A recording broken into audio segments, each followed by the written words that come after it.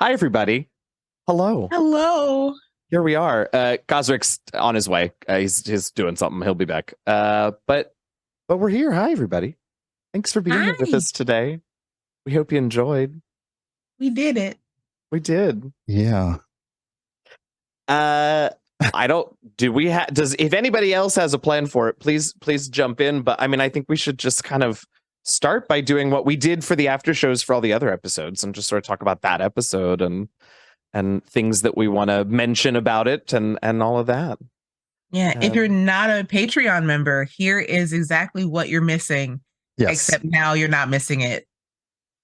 It's just like this. Yeah. There's no plan, really. I mean, I guess, well, I guess the main thing is I just feel like I feel good with where Haque is. I feel good with what I got to do with the character. I think, obviously everybody that, helped DM help build on that story. And then Tanya, you did a great job of helping us all close it. And yeah, I just feel good. I mean, this was a challenging season to do.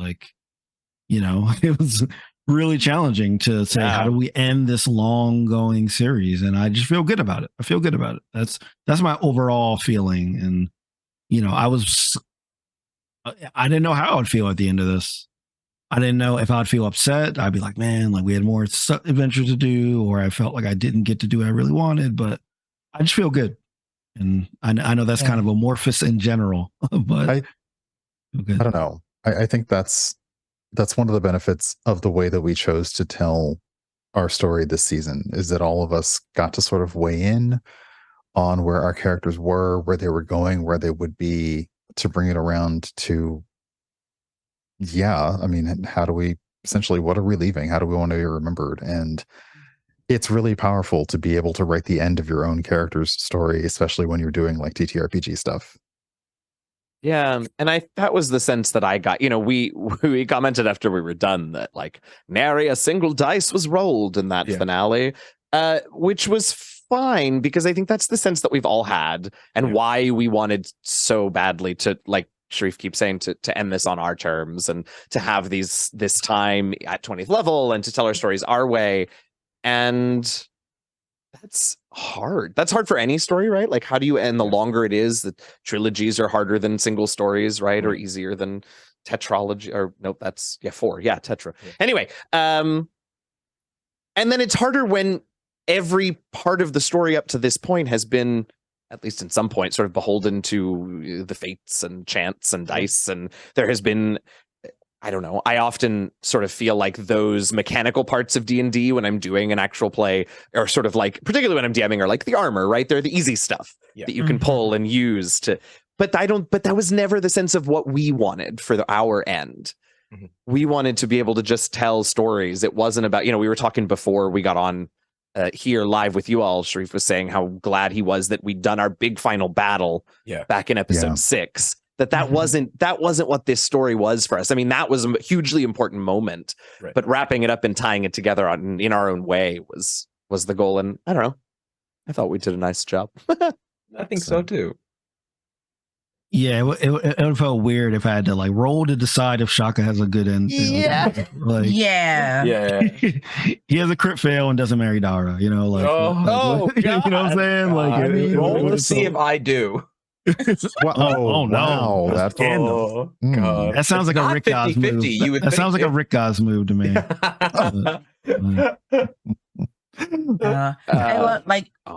I love that we knew when was appropriate to roll the dice. Haque not having a crit fail to marry Dara, but having 2 crit fails in a row to meet Dara. That's right. That was good. Yeah, that was great. Yeah. Much more endearing and charming to have it be that way. How I don't know.